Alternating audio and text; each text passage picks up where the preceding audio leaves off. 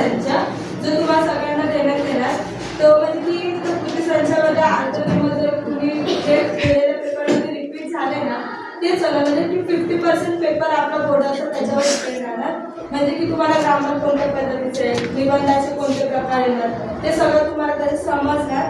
आणि तिने जसं सांगितलं तिला प्रॉब्लेम्स होतात पुढे जाऊन, तर ते तुम्ही जर आत्तापासून केला किंवा तुम्हाला जर तुम्हाला म्हणजे की पर्सेंटेज 70च्या अबव भेटेल जर वरती, तर तुम्हाला स्कॉलरशिप भेटेल. म्हणजे तुमच्या कॉलेजची किंवा तुम्ही जे काही क्लास लावता त्याची फी अर्धी माफ होणार.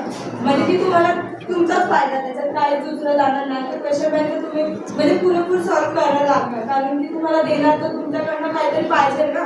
म्हणजे पर्सेंटेज तुम्ही आम्हाला देणार आहे, कारण की ते दिलं तर मग तुम्हाला तुमचं आणि कसं होतं 10वीचे पर्सेंटेज असे राहतात ना की सगळीकडे घेऊन फिरवायचे असतात. कॉलेजला जरी गेलं तरी कॉलेज सोडा, तुम्ही परत आपल्या शाळेत जर भेट जरी दिली ना तरी तुम्हाला शिक्षक विचारणार किती पर्सेंटेज भेटले, कोणता कॉलेज घेतला. आणि पर्सेंटेज सांगायला थोडंसं तरी चांगलं वाटलं पाहिजे ना.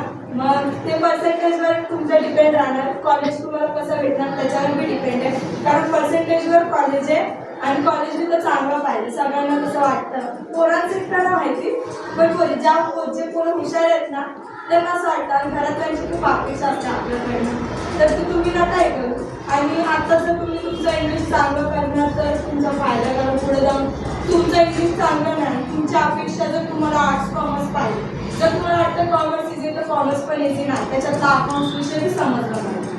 असं नाही की पुढंच सगळीकडे स्ट्रगल आहे काय भेटणार नाही तुम्हाला. आता इंग्लिश चांगलं करा, पुढे सगळं चांगलं आहे.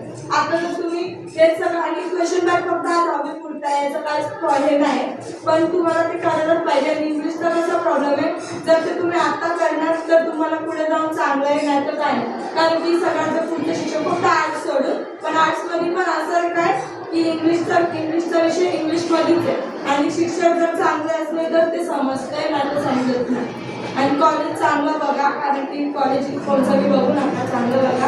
आणि इंग्लिशवर जास्त फोकस द्या, कारण की इंग्लिशच चांगला विषय.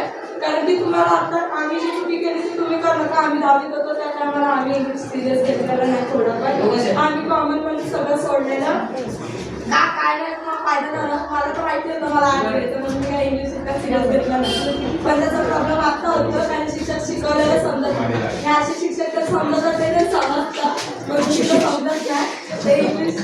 बघा तुम्ही तुमच्या ठिकाणी ट्राय करून.